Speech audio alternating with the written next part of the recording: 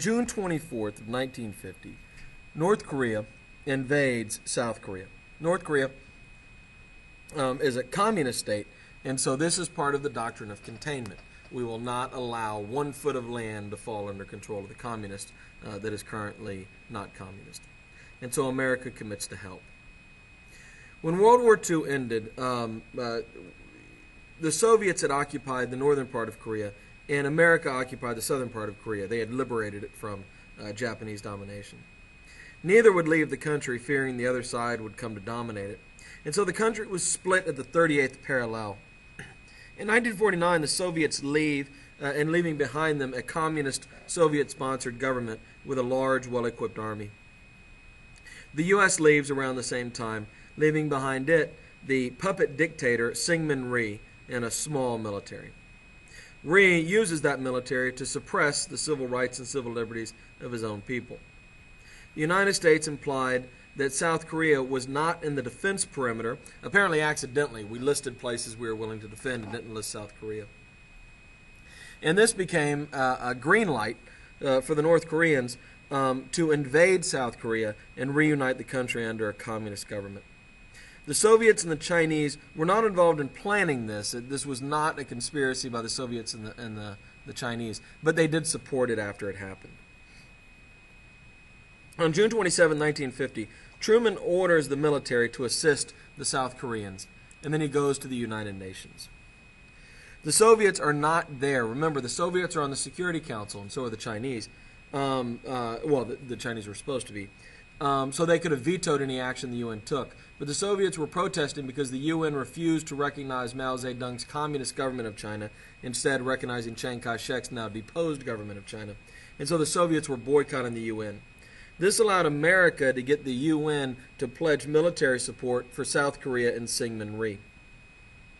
On June 30th, 1950, American ground forces invaded South Korea under General Douglas MacArthur, the guy who lost the Philippines and then took it back.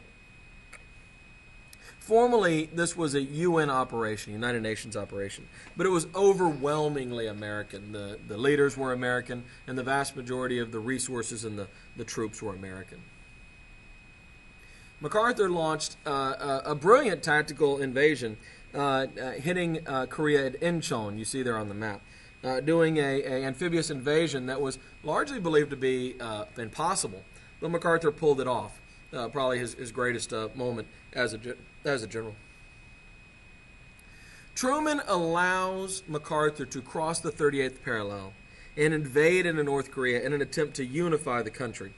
This is going beyond containment. No longer are we trying to stop new land from falling under communist control. We are pushing into land that was under communist control to liberate it. So this is a significant change in policy. On October 19th of 1950, Pyongyang, the capital of North Korea, falls, and it appears that we have won the Korean War. Not only have we protected South Korea, we've united the two under what will surely be an American-backed puppet dictator.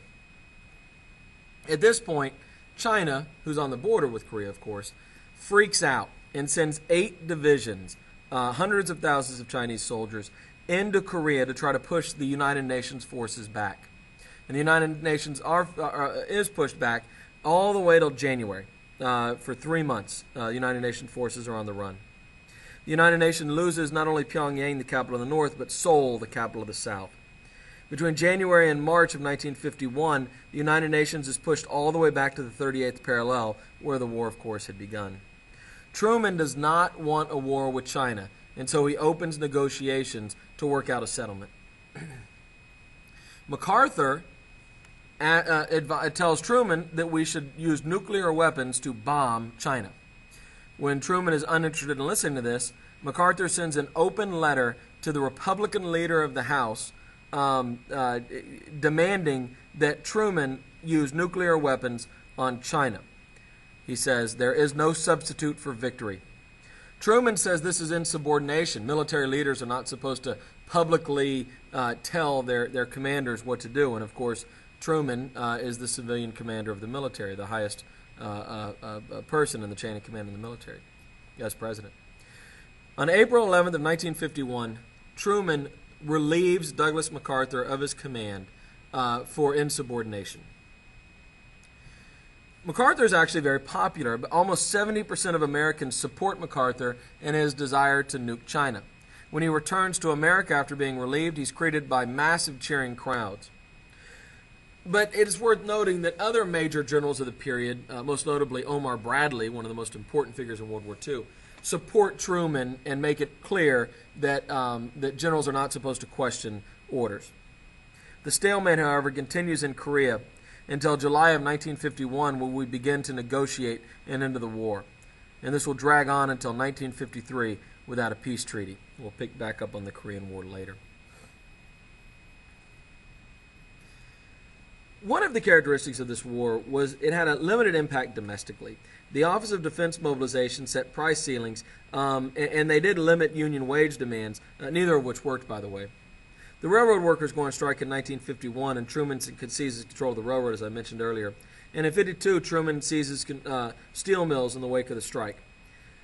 But this was not like World War II. This did not have dramatic society-altering impacts on society. A far smaller percentage of the population was directly involved, and the restructuring of America and our economy and our society for the war was fairly minimal for Korea.